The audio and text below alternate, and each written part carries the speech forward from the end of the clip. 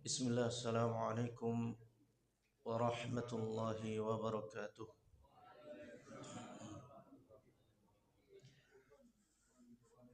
Alhamdulillahi rabbil alamin.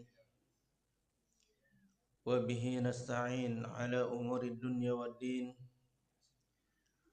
Wassalatu wassalamu ala rasulillahil amin nabiyina Muhammadin wa ala alihi wa ashabihi ajma'in wa man tabi'ahum bi ihsanin ila yaumiddin, amma ba'd. Ma'asyiral muslimin wal muslimat, bapak-bapak dan ibu-ibu yang dimuliakan Allah Subhanahu wa taala. Alhamdulillah, segala puji dan syukur kita sampaikan kepada Sang Pencipta Allah Subhanahu wa taala, karena dengan nikmat karunia hidayah, kesehatan, rizki sampai saat ini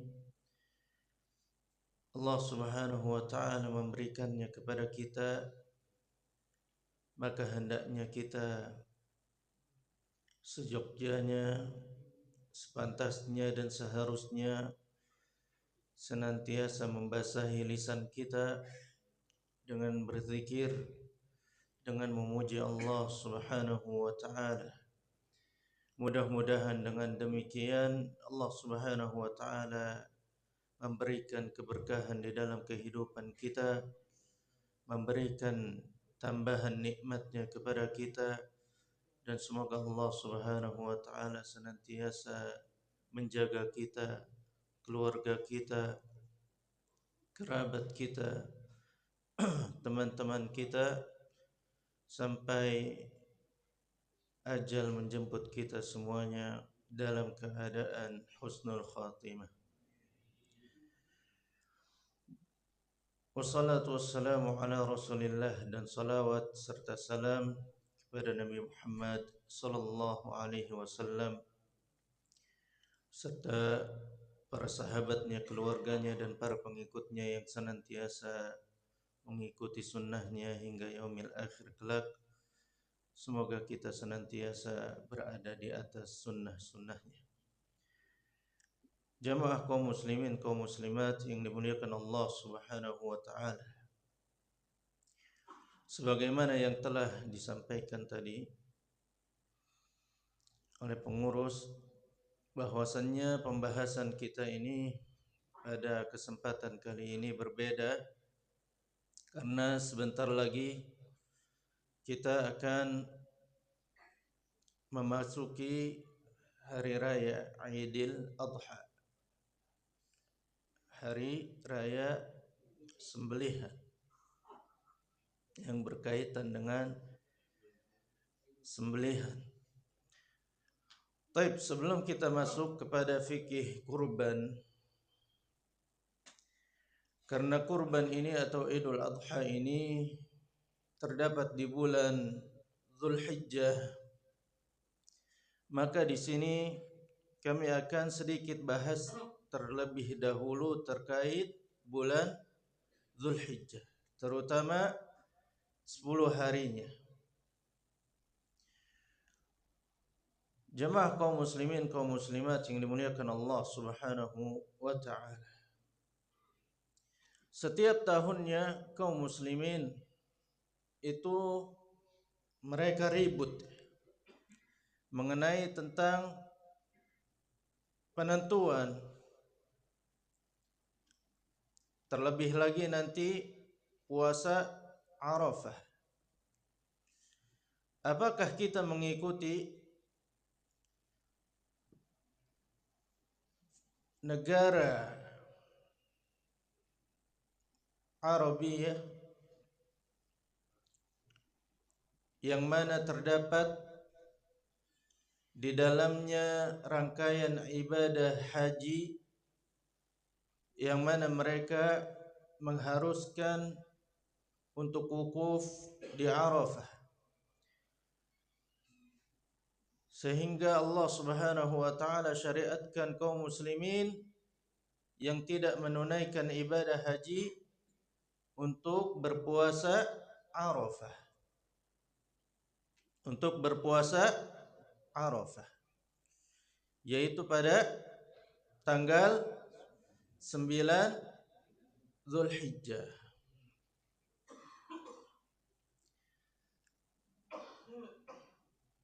Karena ketika Nabi sallallahu alaihi wasallam ditanya oleh para sahabat, su'ila Rasulullah sallallahu alaihi wasallam an shaumi yaumi Arafah.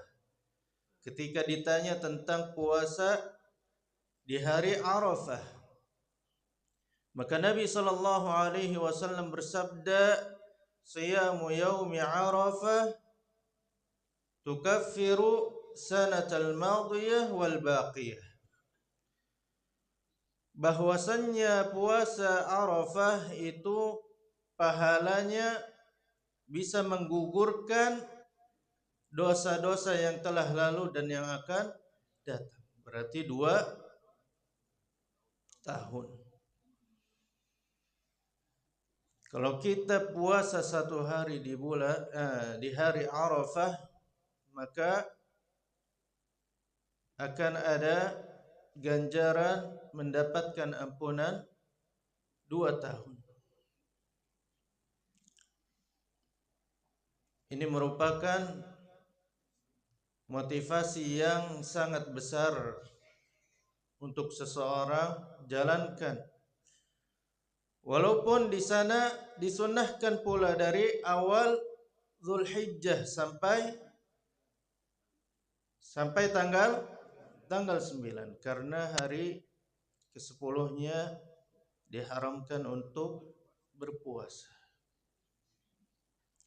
Disunnahkan 9 hari seseorang berpuasa sunnah. Maka barang siapa yang dimudahkan untuk bisa menjalankan puasa di hari-hari ini, maka hendaknya dia jalankan. Tapi kalau tidak diusahakan 1 hari, yaitu hari tanggal 9 Zulhijjah, dia puasa Arafah. Baik, kita kembali ke permasalahan yang tadi. Nah, bagaimana seseorang, apakah dia menentukan di tanggal 9 Zulhijjah ataukah dia tentukan puasa hari Arafah itu sesuai dengan hari yang ada di negara Saudi? Khilaf yang masyhur dan mu'tabar. Maka kalau khilaf di sini sudah didahului oleh para ulama, maka hendaknya kita berlapang dada. Tidak boleh ada yang menyinggung. Karena kedua-duanya ini memiliki dalil yang kuat. Kedua-duanya memiliki dalil yang kuat. Pada zaman Nabi sallallahu alaihi wasallam tidak terdapat khilaf di sini karena ada Nabi sallallahu alaihi wasallam yang bisa menentukan semua masalah. Tinggal datang ke Nabi sallallahu alaihi wasallam kemudian dijawab, tidak ada perdebatan di dalamnya. Maka ketika Nabi sallallahu alaihi wasallam meninggal, para sahabat meninggal, disusullah oleh para tabi'in, yang mana mereka sudah mulai ragu akan hal tersebut. Akhirnya mereka berselisih pendapat di dalam menentukan puasa hari Arafah. Puasa hari Arafah. Jadi ini sudah terjadi pada zaman dahulu. Maka kita yang hidup di zaman sekarang tidak usah terlalu sibuk, pusing. Lebih-lebih yang sibuk ini tidak puasa pada hari tersebut. Ini lebih parah lagi. Daripada berselisih udahlah, nggak usah puasa lah. Tidak. Tetap kita mengambil pendapat yang lebih kuat menurut kita dari dalil yang kita miliki. Jamaah kaum muslimin, kaum muslimat yang dimuliakan Allah Subhanahu wa taala, terdapat dua pendapat. Terdapat dua pendapat. Pendapat yang pertama mengatakan bahwasannya puasa Arafah itu ditentukan oleh matla yang ada di Saudi Arabia. Karena di sanalah tempat Arafah, tempat wukuf Arafah. Maka seluruh penjuru dunia harus mengikuti matlaknya yang ada di Arafah. Itu dalil mereka, karena Arafah tidak ada di setiap tempat, hanya di satu tempat di Saudi.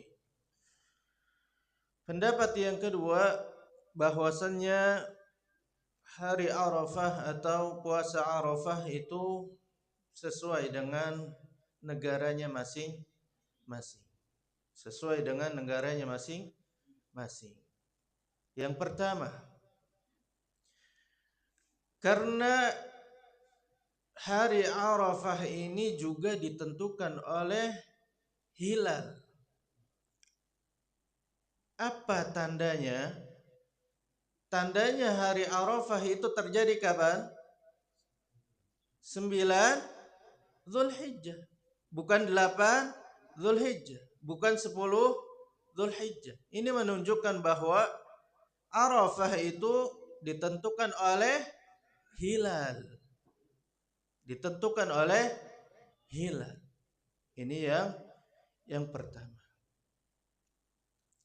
Yang kedua, Allah Subhanahu wa taala berfirman, "Yas'alunaka 'anil ahil.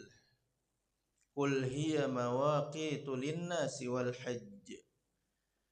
Mereka bertanya tentang hilal. Untuk apa hilal itu? Qul hiya mawaqitu lin-nasi wal hajj. Katakanlah wahai Muhammad bahwasanya hilal itu menentukan waktu-waktu manusia dan ibadah haji. Ini jelas bahwasanya seluruh ibadah ditentukan oleh yang namanya hilal, agar mereka tidak berselisih di dalam ibadah. Bulan Ramadan ditentukan oleh hilal. Begitu pula bulan Zulhijjah kemarin ditentukan dengan hilal. Kalau misalkan kita sandingkan dengan tempat yang hanya ada di Saudi, maka ini sulit dilaksanakan di negara-negara yang jauh waktunya yang berbeda. Ada yang bedanya 6 jam, 12 jam bahkan. Bagaimana mengikuti matlak mereka, ibadah mereka? Di sana siang, di sini malam. Bagaimana kita bisa mengikuti ibadah mereka? Maka datang dalil likulli baladin ru'yatuhu. Setiap negara memiliki ru'yahnya masing-masing. Dan ini pendapat yang ana kuatkan, bahwasannya setiap negara memiliki ru'yahnya masing-masing. Maka kita berpuasa Arafah di tanggal 9 Zulhijjah. Nah, yang aneh lagi jamaah kaum muslimin kaum muslimat, dia mengikuti dalil yang pertama dengan dalil tempat. Jadi ketika Saudi itu sudah melakukan wukuf di Arafah, dia ikut puasa Arafah. tapi lebarannya ngikutin negaranya. Nah, ini kesalahan. Dia tidak tetap di dalam menentukan suatu ibadah. Maka ikuti, kalau mengikuti Saudi, maka ikuti Saudi. Tidak usah mengikuti negara. Nah, ini yang sulit. Masih banyak yang seperti itu. Tapi itu hanya sebagian saja.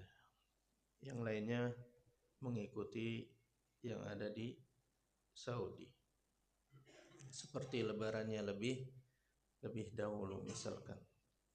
Tapi ini permasalahan pertama yang harus kita sampaikan agar uh, semuanya bisa mengambil pendapat masing-masing.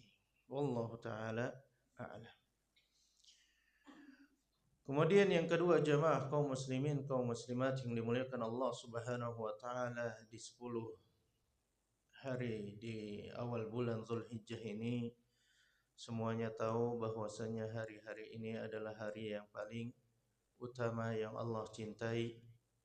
Nabi sallallahu alaihi wasallam bersabda, "Ma min ayyamin al-'amalu shalih fihinna ahabbu ila Allah min hadhihi al-ayyamil 'ashr." Tidak ada amal saleh yang dicintai Allah Subhanahu wa taala melebihi dari 10 hari awal di bulan Zulhijjah.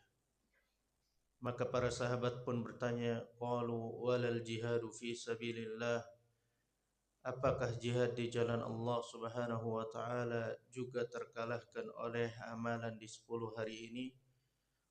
Qal walal jihadu fi sabilillah. Ya, bahkan jihad di jalan Allah Subhanahu wa taala juga tersaingi pahalanya, ganjarannya dari amalan 10 hari di awal bulan Zulhijjah. Kecuali ada satu kondisi, kata Nabi sallallahu alaihi wasallam, illa rajulun kharaja bi nafsihi wa malihi wa lam ya'ud illa illa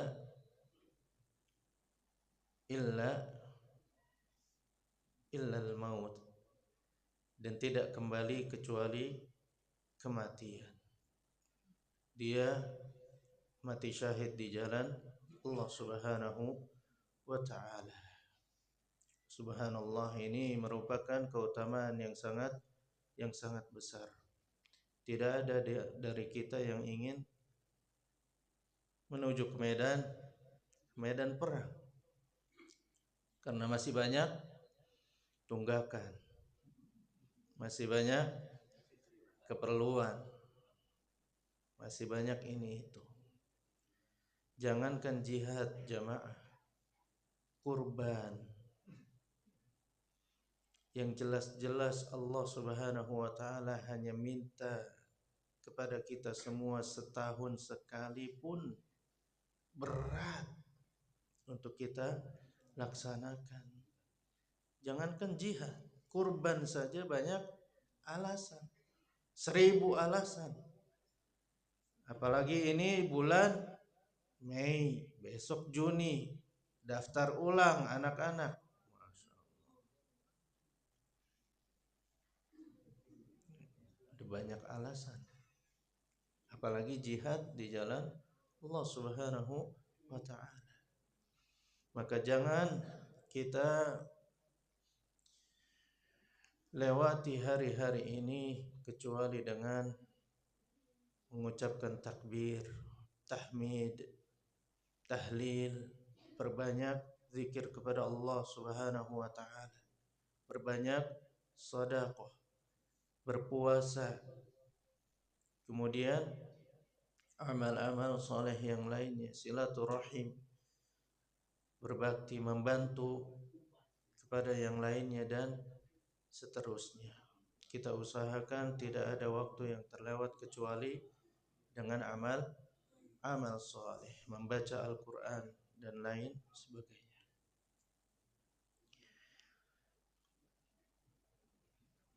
Tapi ini 2 poin karena masih banyak poin yang harus kita kaji, kita bahas di dalam hukum berkurban.